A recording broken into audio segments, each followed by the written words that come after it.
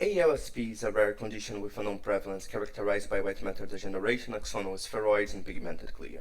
Early dementia with a myriad of psychiatry and motor symptoms are observed in patients that are as young as 40 years old. This disease has no cure, and the vast array of non-specific symptoms increases the frequency of misdiagnosis. Our aim is to establish a robust phenotyping pipeline, which will help us not only better understand the disease, but also to devise new therapies. We are using the CSF1R haploinsufficient mouse line in order to test our hypothesis. Our design has three fronts. First, a comprehensive behavioral profiling using touchscreens, focusing on probing different executive function components such as attention, characterization of the nervous parenchyma microstructure using diffusion MRI, and the neuroinflammation profile using postural emission tomography. And third, biochemical and cellular assays, which will help us to correlate symptoms and parenchyma abnormalities. The continuous performance task is a touchscreen task designed to assess different aspects of attention. In this task, animals are required to touch the correct stimulus while withholding from touching the incorrect ones.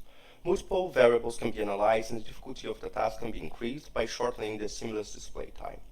Male mice have shown an increased false alarm rate by touching more frequently the incorrect stimuli as the task becomes more difficult. This impulsivity-like phenotype was only observed in males, and the phenotype was not observed in any time points earlier than 17 months old.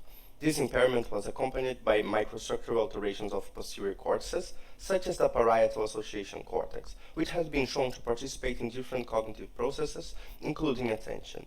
In addition, it was also detected different levels of expression of important targets, such as the CSF1 receptor, MBP, one of the main components of myelin sheaths, and CSF2, a mitogen associated with driving the disease-like phenotype.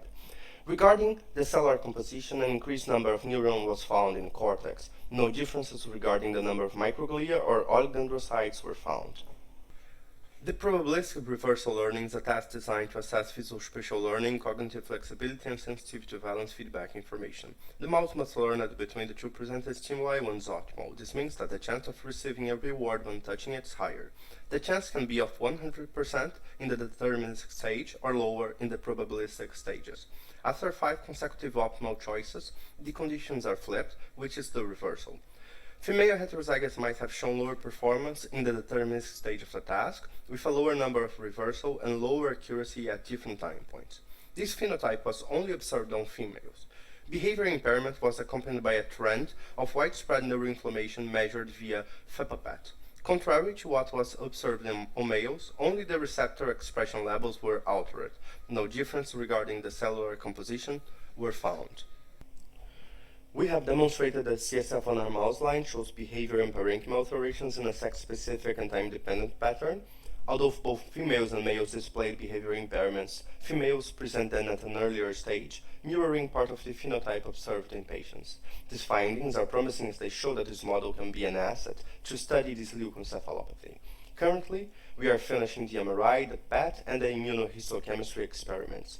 We would like to thank the Brain Scan Initiative and the CCNA for supporting this study. Thank you all for the attention.